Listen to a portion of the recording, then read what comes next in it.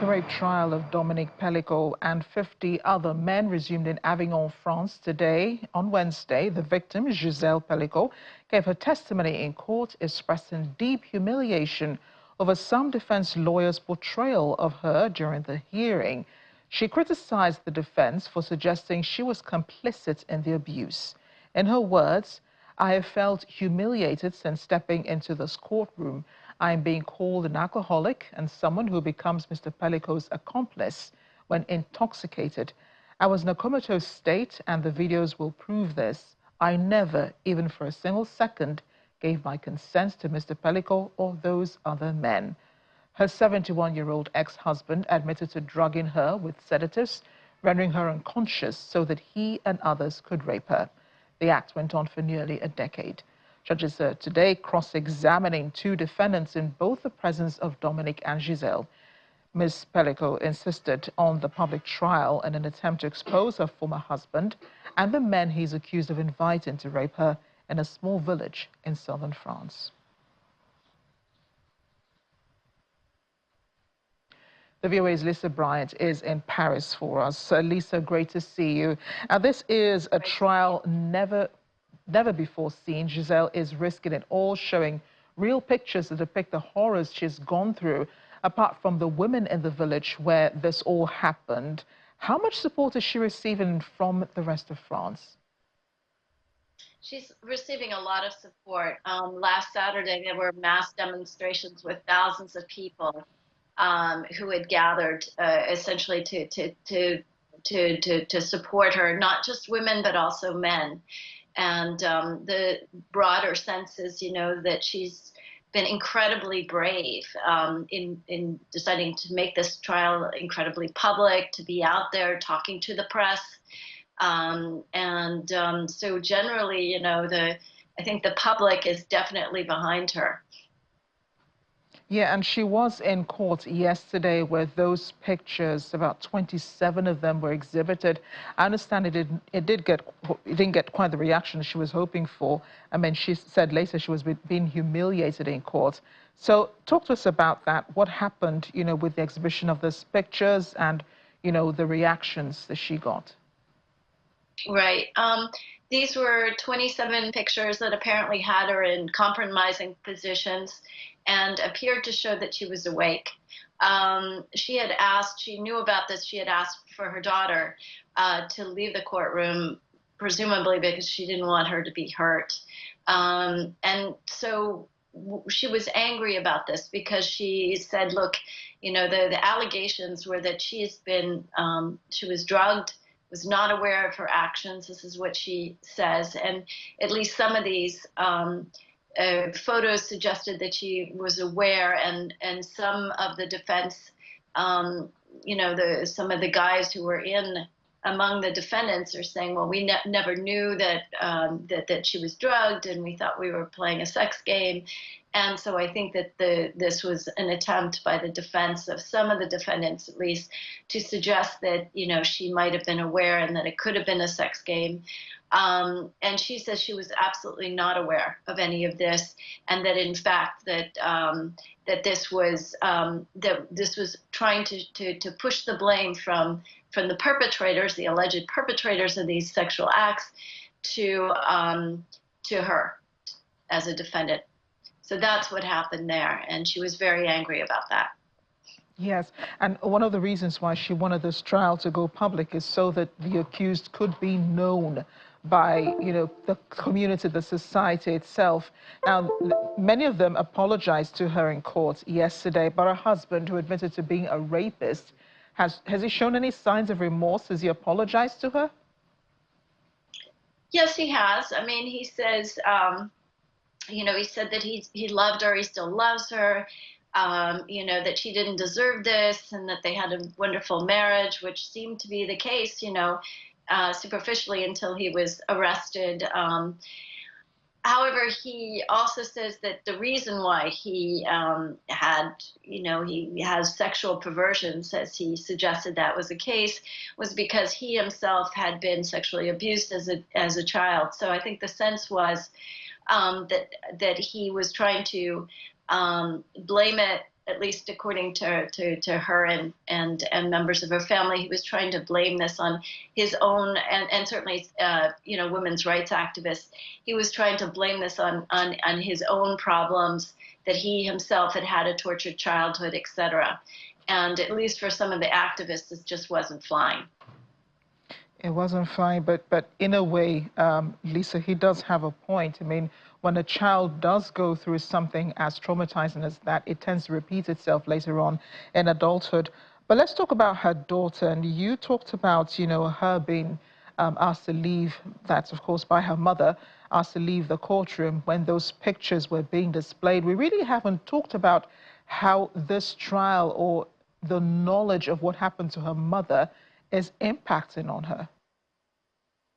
So the daughter, who is called Caroline, has started. Apparently, it seemed to be a very close family. I mean, the guy Dominique Pellicot, who's the accused, was a grandfather. So I think that the daughter, I mean, this has been a huge shock for every member of the family. She's actually started a kind of group just to raise awareness of this kind of chemical, abuse where people are drugged. And this has been an issue for other women, not necessarily just for sexual abuse. So she's trying to, I guess, start this. She's already started this association. I guess the idea, like with her mother, is that it's really important to raise awareness, to go out in public, even if you are humiliated or it's embarrassing to do this. And it's your intimate life. And so she's done this. One interesting thing, and aside to what you had just said about, a lot of people who have been abused as children go on and abuse themselves as adults. I have no expertise in this, but it was interesting to hear this question also raised and responded to by a women's rights activist who said, I guess statistically, the numbers, more women are abused than men, and you aren't seeing a whole lot of women rapists. So that was just one response to that question, although, it's not my expertise at all. Yeah, but thanks for attempting it, Lisa. Appreciate that. And the rape happened between 2011 and 2020. That's 9 years of trauma, 9 years of humiliation for her. I don't know how she can ever get her mind out of that mind space of what has happened, not knowing that within this block of time, she had no idea what was going on with her, but she has these pictures, these videos that depict what was going on, and she really had no idea. So let's talk about the healing process for her. Has she talked about that already? I think part of the healing process for her was being so frank to coming out with it. But she says it's going to be a long time. I think the same thing for her family. And it's raised in France a lot of soul searching in general. Obviously, the question of sexual violence, like anywhere else in the world, is not new to France. It's been an issue, but also by experts, because she, as you had noted, she had these memory lapses because of the drugs. She didn't know what had happened to her, and she was losing her hair, and she thought she might have Alzheimer's. She's 72 years old now, and a lot of people are also wondering. She did go to try and seek treatment, and experts are saying, like, how could this have fallen through the cracks? How come we couldn't have diagnosed this before? So I think she's going through her own sort of healing process, and it's going to be a lot of work. But I think this is a broader national discussion that goes beyond women or men who have been abused, but also dealing with also experts in the medical community and why they weren't able to detect, potential signs. And whether or not she wins this trial, it's been a landmark, for France. And I'm seeing from the pictures as she was walking into, the courthouse, people applauding her, because people really haven't seen this before. We also haven't seen it this part of the world. Around the world, I mean, this will set a precedence for, many other cases. How would it change things, do you think, in France going forward? We'll see. I mean, this is not the first time, as we were discussing, about sexual violence against women. And there's been, when the Me Too movement was really sort of raging a few years ago, I mean, there were a lot of demonstrations, lots of radio shows, talk shows, TV shows, or whatever. And so it seems to come up, and there have been cases involving, very prominent people, politicians, actors, and in fact, it's got nothing to do with this particular trial, but there will be a trial coming up of a very famous actor, Gérard Depardieu, starting this month, and he's been accused of sexual attacks against women. So it might be interesting, a very different trial, but to see how this one will play out. But yeah, it's captured, as you've noted, international attention. So it's clearly something that resonates, not just in France, but, in many other places. Lisa, thanks again for joining us. My pleasure. Thank you. The FBI and U.S. intelligence agencies are accusing Iranian hackers of giving information about Donald Trump's electoral campaign to people linked to the Biden campaign. The officials believe the information was sent by email in late June or early July before Mr. Biden dropped out of the presidential race. Trump campaign spokeswoman Caroline Leavitt says the hack is proof of Iran's interference in the election to help Kamala Harris. She's asking the president and vice president to account for materials sent to Biden associates. A spokesperson for Iran's permanent mission to the United Nations claims Iran neither has any motive nor intent to interfere in the U.S. election, and it therefore categorically repudiates such accusations. President Donald Trump is in Uniondale, New York today for a campaign rally where he has told his crowd of supporters he has not read his wife Melania's book, but I hope she said good things about me. I didn't, so busy he couldn't read her book. Hours before, however, supporters displayed his Make America Great Again merchandise.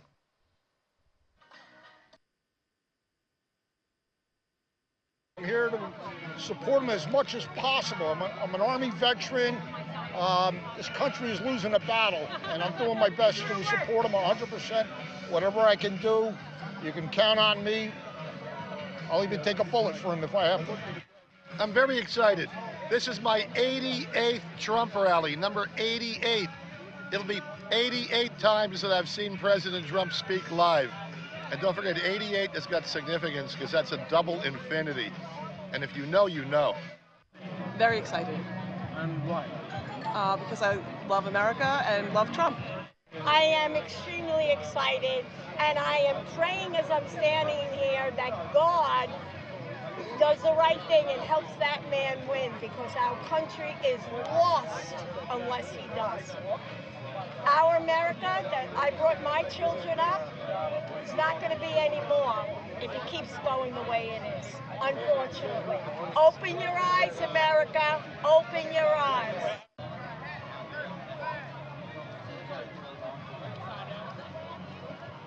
As for the Democratic presidential nominee, she was at the Congressional Hispanic Caucus Institute's 47th Annual Leadership Conference on Wednesday, where she reiterated plans to address the nation's housing shortage by building millions of new homes and providing $25,000 in down payment assistance to first-time home buyers.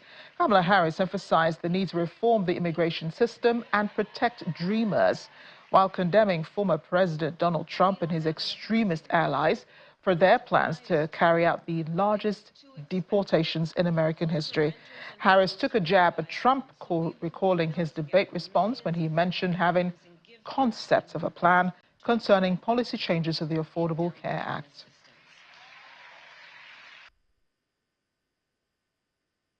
We don't have enough housing in our country. The supply is too low, and it's too expensive, both for renters and for folks who want to buy a home. So we will build together millions of new homes and give first-time home buyers $25,000 in down payment assistance. And together, CHC, we must also reform our broken immigration system and protect respect our dreamers, and understand we can do both, create an earned pathway to citizenship, and ensure our border is secure. We can do both, and we must do both.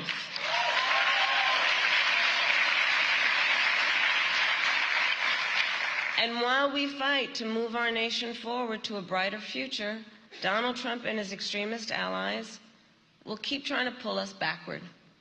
We all remember what they did to tear families apart. And now they have pledged to carry out the largest deportation, a mass deportation, in American history.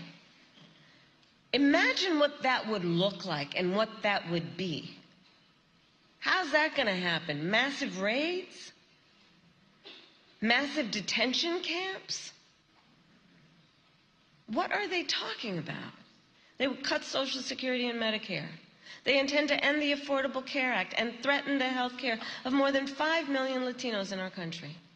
All based on, I'm sure many of you saw the debate,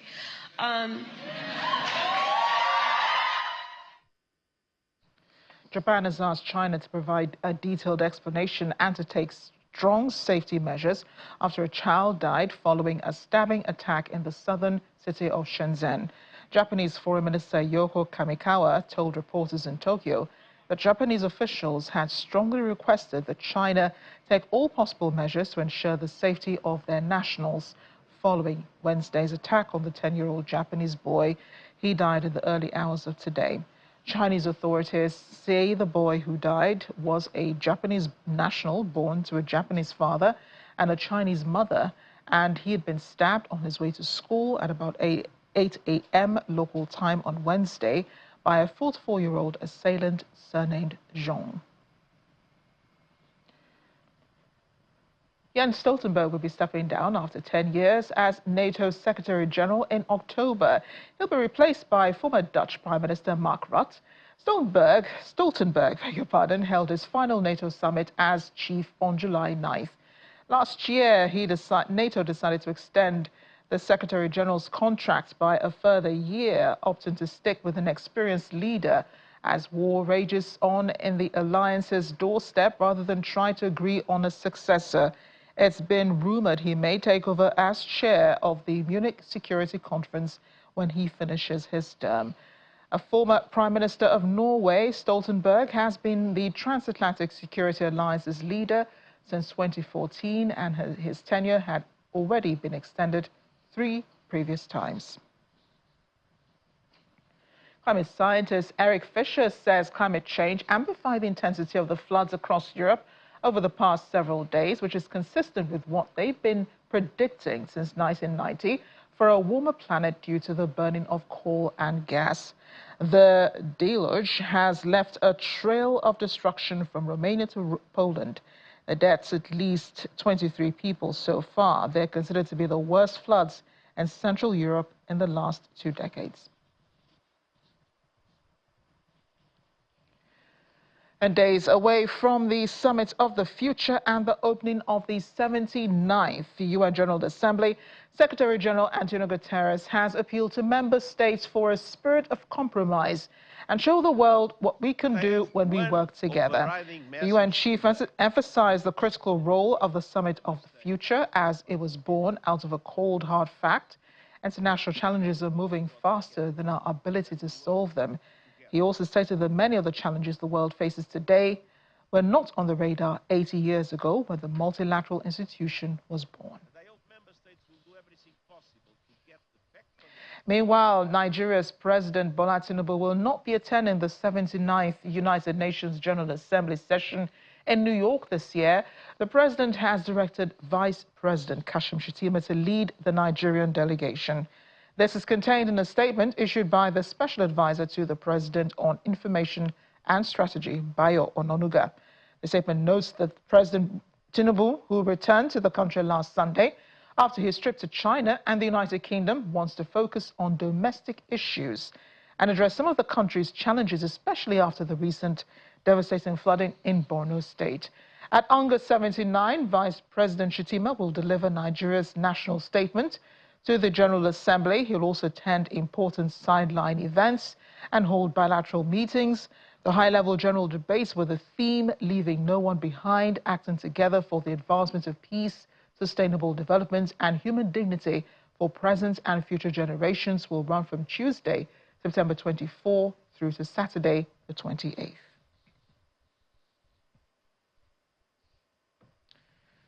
President Tinubu will not be attending the UN General Assembly, but we know who is, and that's political affairs analyst here on Channels Television, Laolu Akonde. He joins us now from New York City, a venue of the UNGA. Laolu, great to see you. How is New York?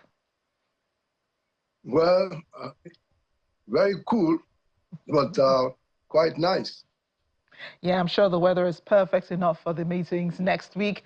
What is the look and feel at the UNGA ahead of the meetings? Oh, well, the real meeting is going to be starting sometimes on Sunday with the Summit of the Future. What normally happens at these events is that you have a theme that precedes the general debate, which starts on Tuesday. So for this year, the focus is what is called the Summit of the Future. And they're trying to discuss how multilateralism can be used to advance the causes of peace, international security, sustainable development, human dignity, and all of those stuff. Now, that will start on Sunday.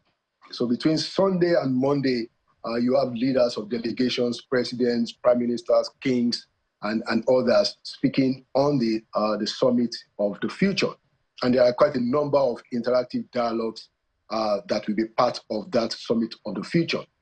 And then on Tuesday, that is when the General Assembly general debate will commence, which is where you have the presidents of all the member nations of the United Nations addressing the General Assembly. Right, and it is interesting that this year's meetings are taking place in the crucial election year in America. It will be the last UNGA meeting for President Joe Biden. What are some of the conversations you've been hearing about this at the UNGA ahead of the meetings? Oh, well, it's traditional to have the U.S. president open the general debate. And you are right, this will be the last one that President Joe Biden will be focusing on. As you know, the issue of the representation of presidents or kings at the General Assembly is one that is always up there. I mean, especially now that Nigeria will not be represented by the president. You recall that yesterday, Empowered Newswire, that I also write for, had done an exclusive story to say that the president was skipping the General Assembly this year. And it turns out from the discussions that has been going on here in New York that you have certain presidents like China. The president of China only comes once in 4 years. So while the debate is, oh, presidents should come, there are also presidents who think that they can also spread their time to do other things. So yes, you know, President Biden will be opening the debate on Tuesday, but not all presidents of the world are going to be coming. Our president is not coming. Well, good thing, the vice president will be here, and the Nigerian delegation is already forming. We have ministers. The Minister of Foreign Affairs has arrived. The Minister of Solid Minerals, Mr. Dele Alaki, has arrived. The Minister for Environment has arrived, and some other Nigerian representatives are already in town. And some of the side events are going to be starting by this weekend. So it's an interesting conversation that's already going on, and it is believed that because of the theme of the summit this year, it might be one of the more important General Assembly summits in recent years. Yeah, and I think it is important that you mentioned that not all presidents will be there. I think it will be the first time possibly that a Nigerian president will not be attending the UNGA. And it's not because, you know, there are any problems. It's just because he wants to focus on domestic issues back home, a lot of which he must face, the cost of living crisis, as well as the flooding situation in Borno State. Now, Vice President Kashim Shettima is from Borno State. He'll be leading that delegation to the UNGA. What are we expecting, you know, from the meetings that he's expected to have? Well, so as it is with the protocol, most of those meetings, you know, have already been set for the president. So normally you have a situation where a lot of the head of state will rather want to meet their counterpart head of state. So there might be some changes, except of course, there are strategic relationships between countries. But if you have a vice president, it's also normally considered that a vice president is as high as president, certainly higher than a prime minister, because a prime minister is only head of government, but a vice president is considered the deputy head of government and the deputy head of state. So, we don't know how things are going to shape out. The vice president also has quite a bit of his own personal gravitas, having been dealing with international agencies while he was governor in Borno State at the time when there was a lot of the issue with Boko Haram and the engagement of UN agencies and other agencies. So Shettima himself is not new to international politics, and many people expect him to be able to step up to the plate. Yeah, and I'm just wondering if some of the issues that you mentioned, he'll be highlighting them, at the meetings that he possibly will be scheduled to attend. For example, I mentioned the recent floods in Borno State. I mean, we've seen the pictures, really devastating situation there. And of course, again, the cost of living crisis, and with Nigerians, just impatient, with the government, hoping for something to break through. I mean, how will this be interpreted at the UNGA this year? Well, to put it very bluntly, international politics will often not get into some of the local domestic issues. And the reason is very simple. All the head of states don't want somebody else, quote unquote, and I'm using this word advisedly, prognosing into their internal affairs, except when they themselves table the issue for discussion. So you're right. If Nigeria is interested in getting international assistance for the flooding in Borno and other states, it's a good opportunity. And in fact, to even have somebody like Shettima, who was governor of Borno, to lead the charge and discuss some of these things. But let me also point out that one of the major issues that will be discussed this year at the general debate is the issue of the reform of the UN Security Council. For the first time, the Americans have said that they are now, they support the idea of having an African country to become a permanent member of the Security Council. So this is one of the more exciting international topics that is expected to be highlighted during the general debate. And people are saying that, well, look, if Africa is going to become permanent members, then Africa should have the veto powers. The US says not so fast. It's okay to join as a permanent member, but they want the veto powers to stay with the 5. So the debate is quite exciting, and around New York, we are beginning to pick up some of the hints around this topic. Yeah, about the African permanent seat and the UN Security Council, I guess they'll have to agree amongst African leaders, because I know the Rwandan president has said something about this. He's not in favor of one particular African country. He says, why don't we rotate it around the 54 countries we have in Africa? Laolu, you're our eyes and ears on the ground. Thanks again for joining us on the program. Thank you so much, my sister. Good to see you. American rapper Sean Diddy Combs was in court on Wednesday and was denied bail for a second time. Combs was arrested on Monday night on charges of sex trafficking and racketeering.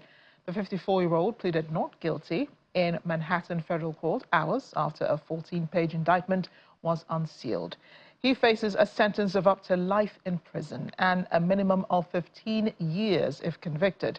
Speaking to reporters after the hearing, Combs' defense attorney, Mark Agnifilo, said they'll continue to fight and not give up. So we made a bail appeal to Judge Carter. It did not go our way. The fight continues. We're not giving up by a long shot. I told Mr. Combs I'm going to try and get his case to trial as quickly as possible. I'm going to try and minimize the amount of time he spends in very, very difficult and I believe inhumane housing conditions in the special housing unit of the Metropolitan Detention Facility. and I'm going to do everything that I can to move his case as quickly as possible. He's ready. He's focused. He has been ready to defend this case since he first found out about this case. Nothing has changed from his perspective. I obviously would much prefer to fight this case with him out of jail, and we are going to try to bring that about through additional legal process. But wherever he is, his resolve is the same. He believes he's innocent. I believe he's innocent, and we're going to fight this case with all of our might until we don't have to fight any longer. In South Africa, the Igbo community recently gathered to celebrate Heritage Day in a vibrant and culturally rich environment. The celebration, which drew a large number of young people, aimed to teach Nigerian youth living in South Africa about the traditions and customs of the Igbo culture. The event featured a colorful display of cultural pride. Our South Africa correspondent, Innocent Timosa, was there, might have an Igbo name at the end, and reports on the celebration of the heritage and identity. It was a day filled with color, music and tradition as the Igbo community in South Africa came together to celebrate Heritage Month. The event focused on educating young Nigerians living in South Africa about Igbo culture, ensuring that the next generation stays connected to their roots. Attendees were treated to a demonstration of a traditional Igbo wedding, complete with customary attire and music, showcasing the rich heritage of Igbo nation. The event not only celebrated the culture, but also provided a platform for young people to learn and carry these traditions forward. The president of Igbo Nation in South Africa had this to say. One of the things that came into me, it's to build up a lasting legacy, because it's not about us, because most of us are getting old. We need to hand over the batons to the younger ones. That is what you see today.